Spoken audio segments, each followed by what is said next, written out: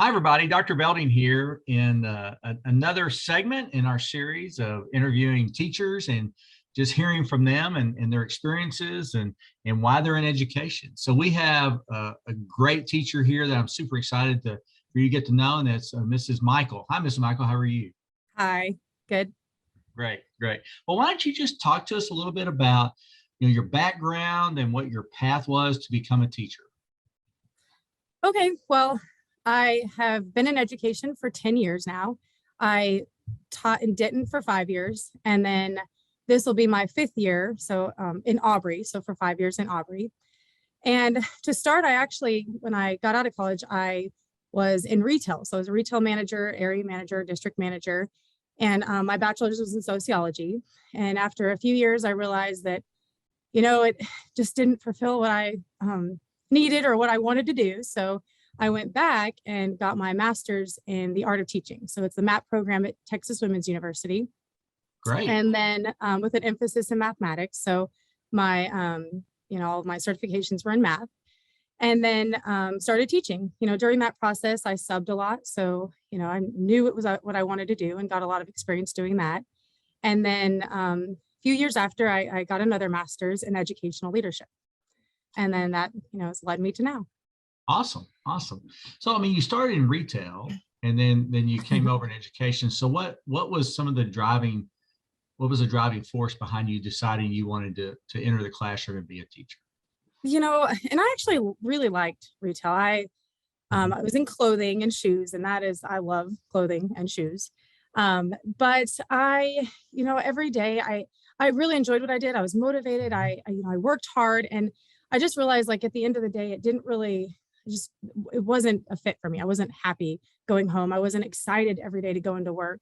And then one of the things I noticed, I worked with a lot of younger kids, 16, 17-year-olds, and my favorite part was training. And when I was younger, I wanted to be a teacher and didn't go that path. And so it kind of, came back, and I thought, my sister and I had lots of conversations, and I realized, I'm going to go back, and I think that's really what I want to do. So right. I made the switch. Awesome. That's great. It's great. So, and everybody's path's a little different, and that's okay. It really is. That's awesome. So, well, thinking about, the last couple of years and we've faced some real distinct challenges. Talk to us a little bit. I mean, you've got 10 years experience. What keeps you in the profession? And what are some things that you've done to overcome some of the challenges that we've experienced? Well, the outcomes I see at the end of each year definitely keep me here. In the last couple of years have been a challenge. And I really think almost any year that I've taught, from the first year until now, there's always some sort of challenge, that's in the way. And, when all is said and done, like at the end of the year, this time, like right after spring break, I can sit in my classroom and, it's more of, I have a family of students in here, they're comfortable. I'm comfortable. We, I know them a little bit better, and it's more than just, teaching them math every day. It's understanding them, getting them prepared. And, that itself definitely makes it all worthwhile. But, the profession allows me to be creative too. Each day, every day, every week, every school year, it's always different. There's always something new. And, I definitely can use some of the old things, but it's revolving. And I have the opportunity, to show my personality in everything that I do here.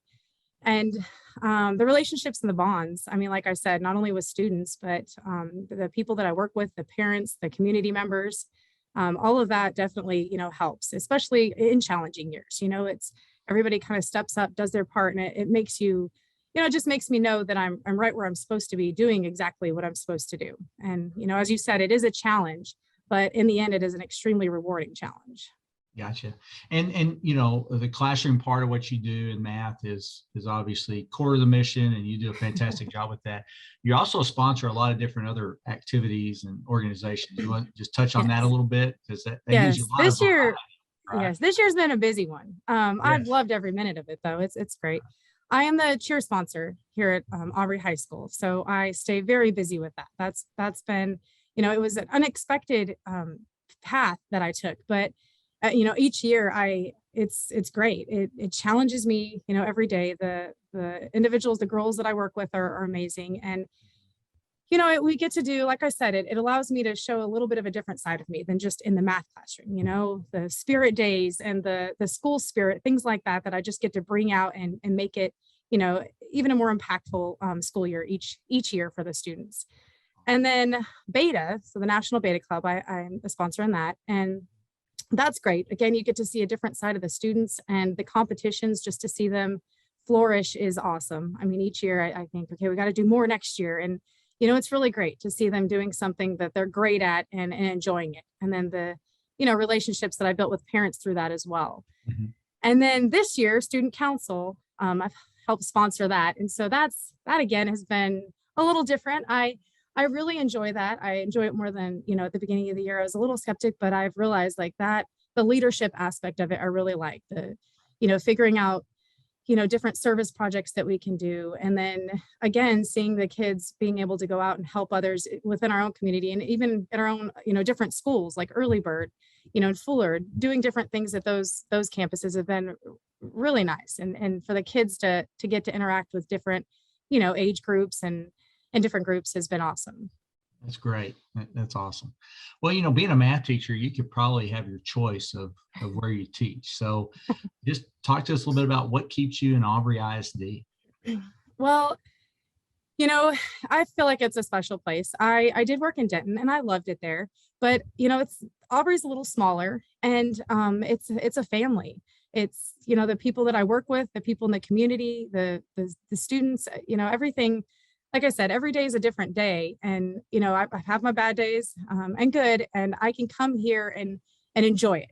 Each morning when I wake up, it's not a struggle to come to work. It's, what's today going to be like? And, I think the one of the biggest things is the staff around me, and not just at this campus. And that's nice. I mean, I work at the high school, but, I know people all around the district, and I don't work at those, some of those campuses I've never worked at. It's just the interactions that I've had within the community. And that's great.